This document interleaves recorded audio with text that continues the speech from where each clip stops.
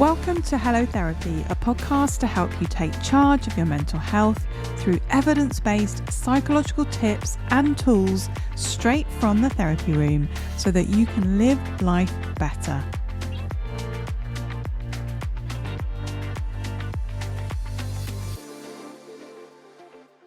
Is health anxiety ruining your life? Do you constantly worry and feel anxious about an aspect of your health? Perhaps you worry about having cancer or some other horrible disease, or whenever you have a headache, your mind jumps to, oh my gosh, could this be a brain tumour? If this sounds familiar, then keep listening. I am Dr. Liz White, consultant clinical psychologist with over 20 years experience in mental health. In this episode, I'm going to take you through what health anxiety is, the signs, the symptoms, the process of health anxiety, the vicious cycle that people often get very stuck in, how health anxiety can be linked to OCD, and most importantly, stick around until the end where I'm going to talk you through some strategies that can help reduce anxiety about your health. But before we dive in, if you are a regular listener or you've just found this podcast and you're finding it helpful, I would very much appreciate it if you could quickly pop a brief written review on Apple Podcasts. And if you listen elsewhere like Spotify, just press that little button to rate the show. It really helps the podcast reach more people. So back to health anxiety. Now, we all worry about our health from time to time, don't we? That's normal. And, it shows that we value our lives and our health. And I think that worry can also lead us to make changes. If you are a smoker and you start to consider the health implications of smoking, it can help motivate you to stop smoking. But health anxiety is essentially excessive worry about your health, specifically about getting seriously ill. Health anxiety can be absolutely debilitating, and it can really impact a person's life to the point of them not being able to work or function at home because the worry really takes over and you tend to get sucked into doing certain things in order to reduce the anxiety and the uncertainty about perceived ailments. So what are some of the signs that you may be experiencing health anxiety? Well, some telltale signs include the obvious one, which is high anxiety and lots of worry about your health. But you may also see your GP or your doctor a lot about various things that you're worried about. One week it could be a lump that you found on your skin. The next week it could be an ache in your leg. But even though the GP is saying everything is okay, everything's normal, there's no evidence of anything bad, that reassurance doesn't help. You may also check your body for changes or lumps and bumps, and we're not talking like the usual routine checks that anyone might do.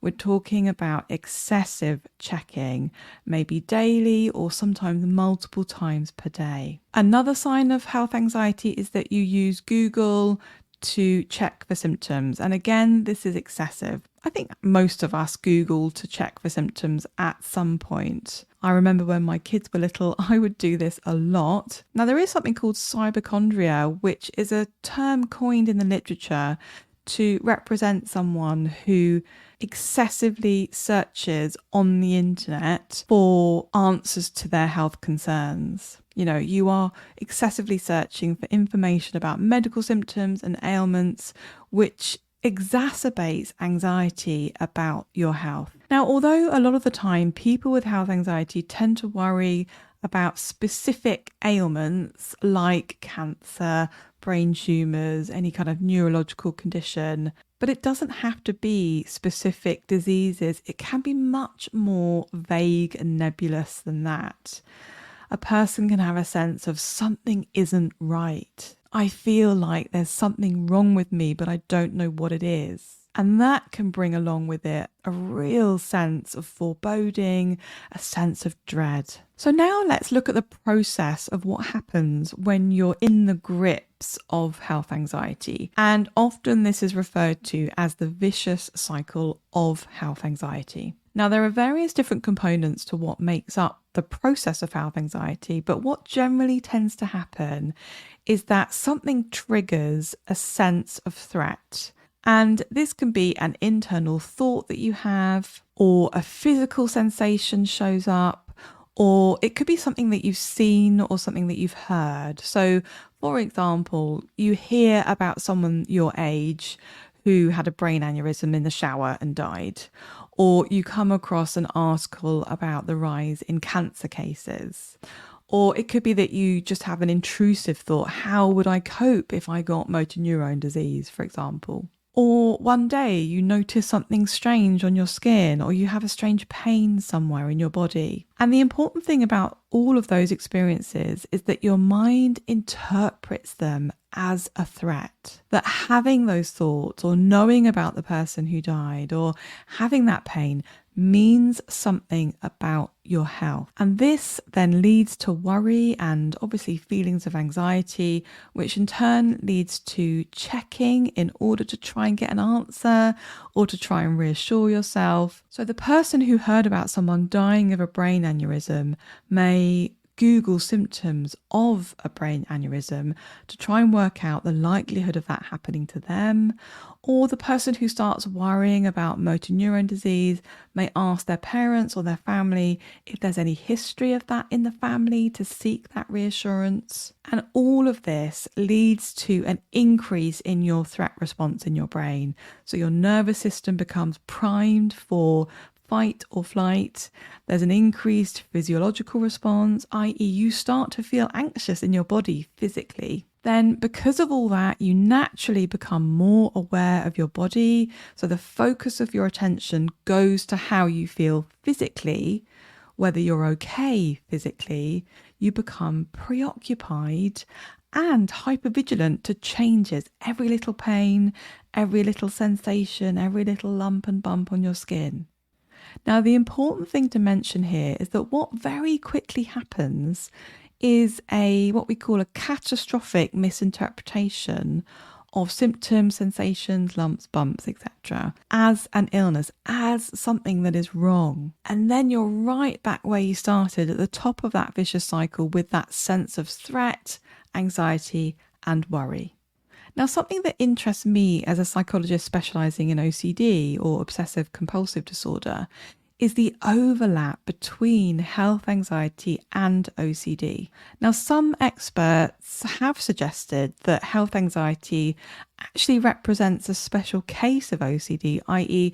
that health anxiety is a form of OCD, but other research refutes that, saying actually they are separate disorders. But OCD and health anxiety do share some similarities. So in both, you will experience doubt. You can experience intrusive thoughts and a sense of urgency to do something, like repetitive checking, reassurance seeking. In both, there is an overestimation of perceived threat to self. There is difficulties with ambiguity and uncertainty. And research actually shows that treatment using exposure and response prevention, or ERP, is actually effective for both health anxiety and OCD. But there are also differences between health anxiety and OCD. So research shows that health-related worries tend to be specific to health anxiety rather than OCD. So with health anxiety, there tends to be a belief that the fear that they have, or the fears, are realistic, that they really are sick. Whereas with OCD, there can be more of an awareness that intrusive thoughts are actually unrealistic, but still very distressing. So for example, someone who keeps getting chest pains may become highly anxious and have thoughts about, is this a heart attack, or do I have cardiovascular problems? And that will lead them into the belief that the chest pains are an actual indication of an illness. And I think the general consensus within the literature is that people with OCD will usually not present with thoughts about health. So if you are having intrusive thoughts about health, it's most likely more of a health anxiety picture. Now, at the end of the day, whether you label it as OCD or health anxiety, we are still talking about severe anxiety and distress, and in a lot of cases, people experiencing debilitating symptoms.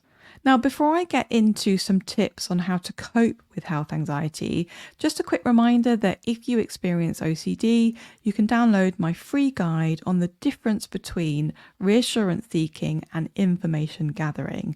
The link is in the show notes. So now I'm going to take you through the key things that you can start to do to disrupt that vicious cycle of health anxiety.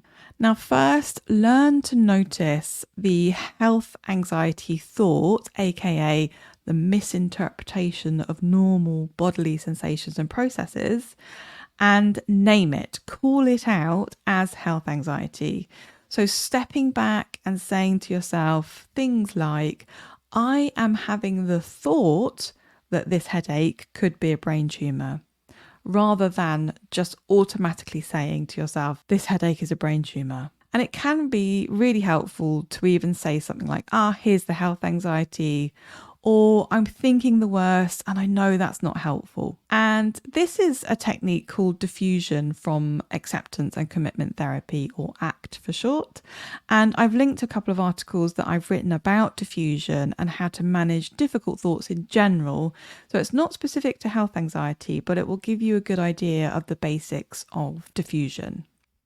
The second tip is to learn how to tolerate uncertainty. So you will know, if you experience health anxiety, that needing to know right now what this physical symptom means or what it might mean forms a big part of the health anxiety experience. So again, try and slow it down, take a breath, and notice that urge to go and Google or get reassurance somehow. And here's the important part, try and prevent yourself from doing things that keep you stuck in the cycle. So try to not Google or check your body or get that reassurance. Now, I appreciate that this may be really hard to do at the start. So one tip is to just delay. Delay for 30 minutes to start and then slowly increase the time as you go through. Third, sit with the discomfort around not knowing. Now, this definitely isn't easy, and some statements that you can say to yourself to help you with this are, it's okay to not know what this is. I can wait and see what happens with this symptom. I don't need to do anything about this right now. And finally, something that I haven't mentioned, but I probably should have earlier, is the impact that health anxiety can have on your mood. So not only can health anxiety leave you feeling exhausted from the mental load of it, but it can also lead to feeling depressed or low in mood. And when you start feeling low, your motivation to do your usual activities reduces. You may start to isolate yourself, so you stop seeing friends, you stop doing the things that you love to do, and then you're in a whole other vicious cycle where the less you do, the less you want to do, further pulling your mood down. So my tip here is that if health anxiety is impacting on your mood, keep doing the things that you like to do. Keep going to work, keep playing tennis on a Thursday night, keep messaging your friends, even if you don't feel like it. A common trap that people get stuck in is, I don't have the motivation to do X or Y. And this may be true. You may not have the motivation, but you can feel unmotivated and still physically move your body to meet that friend. Or your mind might be saying something like, I'm too anxious to go out, or I can't be bothered to go to the supermarket. But imagine something for a moment. Imagine having a glass of water in front of you. And imagine that your mind is saying, I can't drink that water. I can't be bothered to drink that glass of water. But you can still lift your arm, grab the glass and drink the water. And this is a really key point. Even though you don't feel like it, even though your mind is saying that you can't, you can still physically move your body. What your mind says and what your body does are two separate things. So that brings us to the end of this whistle-stop tour around health anxiety.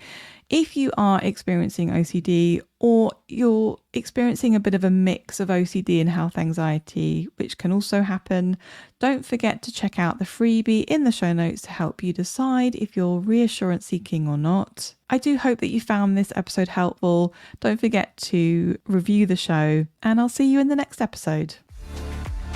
Thank you for listening to this episode of Hello Therapy. If you found it helpful, don't forget to subscribe, follow, and review. You can get more well-being and mental health tips by joining our email list and visiting the resources section of our website at harleyclinical.co.uk. The Hello Therapy podcast and the information provided by me, Dr. Liz White, is solely intended for information and educational purposes and does not constitute personalised advice. Please do reach out to your GP or a mental health professional if you need support. Until next time, take care of yourself.